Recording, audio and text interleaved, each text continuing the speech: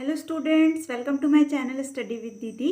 आज के इस वीडियो में हम लोग करने वाले हैं एडवर्टाइजमेंट, जो कि 11th और 12th क्लास के सिलेबस में है। तो जैसा कि आप देख रहे हैं, एक पेपर मेरे सामने है। वैसे तो ये हिंदी का पेपर है, क्योंकि हिंदी लैंग्वेज का है। तो इसमें आपको दिख रहे हैं कि ये छोटे छोटे जो बॉक्स बने हैं, जो क्लासिफाइड एक पार्ट होता है न्यूज़पेपर का, उसमें हमको ये देखने को मिलते हैं छोटे छोटे। आवश्यकता है, श्री मेघा सिंह कॉलेज आगरा, सत्र ये और ये करना है कि किस्तों में प्लाट, है ना। इस प्रकार से आपको ये क्या छोटे छोटे बॉक्स दिख रहे हैं, दैट इज कॉल्ड एडवर्टाइजमेंट, जिसको हम हिंदी में कहते हैं विज्ञापन। यदि किसी कंपनी को अपने बिजनेस को बढ़ाना है, प्रमोट करना है, उसके लिए क्या करते हैं, वो एडवर्टाइजमेंट दे देते हैं, विज्ञापन दे देते हैं न्यूज़पेपर में, जिससे कि सभी लोगों के घर न्यूज़पेपर आता है। अब हमको थोड़ी पता होगी कि किस कंपनी को कौन से किस एम्प्लॉय की ज़रूरत है, या हमको कोई मान लो किराए से दुकान किराए से देना है। यदि कोई किराए से हमको दुकान चाहिए तो वो कहाँ पे, ठीक है। तो ये सब कुछ हमको कहाँ मिल जाता है, इस न्यूज़पेपर में, क्लासिफाइड जो सेक्शन होता है उसमें, ठीक है। तो सबसे पहले हम देखेंगे कि कितने प्रकार के एडवर्टाइजमेंट होते हैं। तो एडवर्टाइजमेंट मीन्स क्या होता है, सबसे पहले तो विज्ञापन होता है, विज्ञापन, ओके। ये होते हैं 5 प्रकार के, ठीक है। हमारे जो सिलेबस है उसमें 5 प्रकार के विज्ञापन के बारे में बताया गया है। सबसे पहले सिचुएशन वेकेंट। वेकेंट का मतलब होता है खाली होना। मतलब कोई कंपनी है जहाँ पे कोई पद खाली है, कोई जगह खाली है, कोई पद रिक्त है, जैसे कि किसी रिसेप्शनिस्ट की प्लेस खाली है, या फिर किसी कंपनी को कुछ वर्कर्स की ज़रूरत है, किसी क्लर्क की ज़रूरत है, या फिर स्कूल में किसी टीचर की ज़रूरत है, तो ये वेकेंट, खाली है जगह, ये बताने के लिए, है ना। सेकंड है सिचुएशन वांटेड, की ज़रूरत होना, किसी चीज़ की ज़रूरत होना, जैसे किसी कंपनी को किसी एम्प्लॉय की ज़रूरत है, स्कूल को टीचर्स की ज़रूरत है, तो ये सिचुएशन वांटेड है। फॉर सेल, सेल मतलब बेचना, मतलब कोई चीज़ आपको बेचना है। मान लो आपकी कोई बाइक है, या कोई कार है, या फिर कोई घर है जिसको आपको बेचना है, तो आप उसको न्यूज़पेपर में एडवर्टाइजमेंट दे देंगे कि ये घर हमारा है, इतने इतने रुपए में हमको बेचना है, कांटेक्ट करो।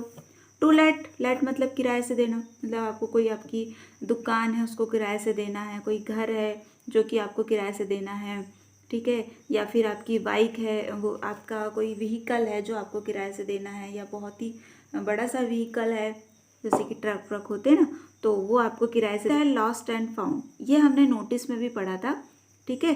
तो ये एडवर्टाइजमेंट में लॉस्ट एंड फाउंड, ये एडवर्टाइजमेंट अलग है और नोटिस अलग है। नोटिस में हम अपनी लैंग्वेज में लिख लेते हैं, बट एडवर्टाइजमेंट में थोड़ा सा डिफरेंस है, ठीक है, वो हम आगे समझेंगे, ठीक। तो लॉस्ट एंड फाउंड, यदि आपका कुछ गुम गया है और आप न्यूज़पेपर में देना चाहते हैं कि यदि किसी को ये मिले तो आप प्लीज़ कांटेक्ट करें, या कुछ आपको प्राप्त हुआ है तो आप न्यूज़पेपर में बताएंगे कि मैं ये जगह में गया था, या बस से ट्रेवल कर रहा था, उस टाइम पे मुझे ये मिल गया, ठीक है। तो इस प्रकार से 5 टाइप्स के ये एडवर्टाइजमेंट है, ठीक है। अब एडवर्टाइजमेंट सबसे पहले लिखी कैसे जाती है, इसका फॉर्मेट क्या है, सबसे पहले हम देखेंगे फॉर्मेट ऑफ एडवर्टाइजमेंट राइटिंग। तो सबसे पहले तो फॉर्मेट क्या होता है ये हम देखेंगे। देखिए, फॉर्मेट में सबसे पहले हमको क्या करना होता है, जैसे कि नोटिस होता है, नोटिस राइटिंग का फॉर्मेट अलग है, एडवर्टाइजमेंट राइटिंग का फॉर्मेट अलग है।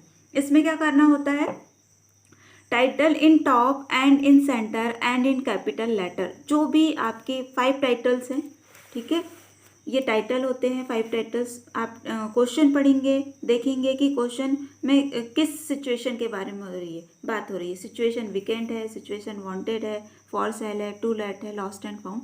तो इन चारों पांचों में से कोई एक आपका टाइटल होगा, उसको आपको क्या करना है, सबसे टॉप पे लिखना है, और कैपिटल लेटर्स में लिखना है, और सेंटर में लिखना है बीचों बीच, ओके। सेकंड पॉइंट क्या है कि वर्ड लिमिट लगभग 50 वर्ड्स होनी चाहिए, ठीक।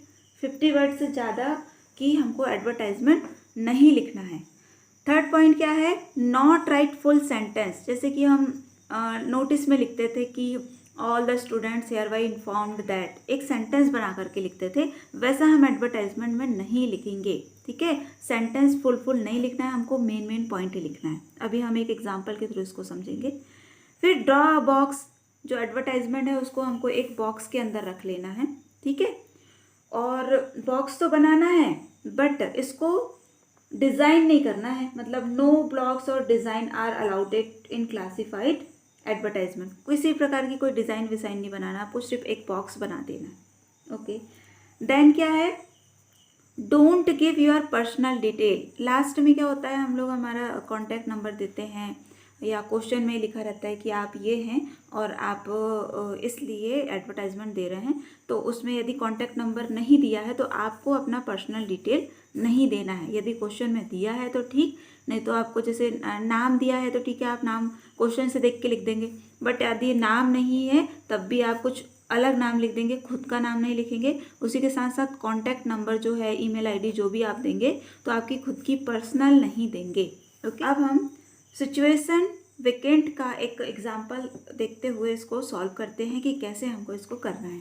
तो ये है आपके सामने एक क्वेश्चन है, CPR senior secondary school Meerut is looking for a receptionist for the school. यहाँ पे क्या लिखा है, सबसे पहले स्कूल का नाम लिखा है कि CPR सीनियर स्कूल ना, ये मेरठ में है। लुकिंग फॉर अ रिसेप्शनिस्ट, एक रिसेप्शनिस्ट की ज़रूरत है उनके स्कूल के लिए। Draft an advertisement is not more than 50 words, 50 words से ज़्यादा की आपकी एडवर्टाइजमेंट नहीं होनी चाहिए।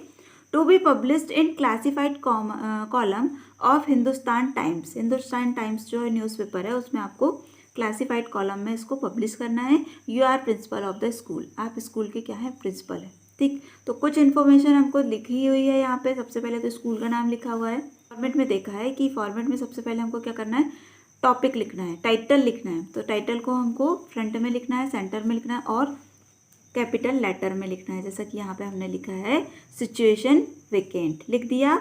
उसके बाद हमने जो क्वेश्चन में दिया हुआ था उसी एड्रेस को यहाँ पे डाला कि CPR senior secondary school Meerut, okay, requires ज़रूरत है a well qualified and experience receptionist for our school, हमारे स्कूल के लिए ज़रूरत है। ओके, मेल और फीमेल, मेल भी हो सकता है फीमेल भी हो सकता है।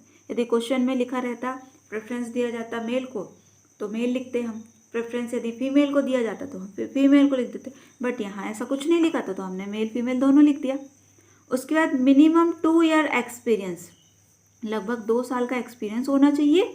गुड पर्सनालिटी होनी चाहिए। अब एक रिसेप्शनिस्ट के लिए क्या क्या चीज़ की ज़रूरत होती है, गुड पर्सनालिटी होना चाहिए, गुड कम्युनिकेशन स्किल होना चाहिए, स्पोकन इंग्लिश होनी चाहिए, कंप्यूटर का नॉलेज होना चाहिए। Good personality, good communication skill होनी चाहिए, नॉलेज ऑफ कंप्यूटर, ठीक है।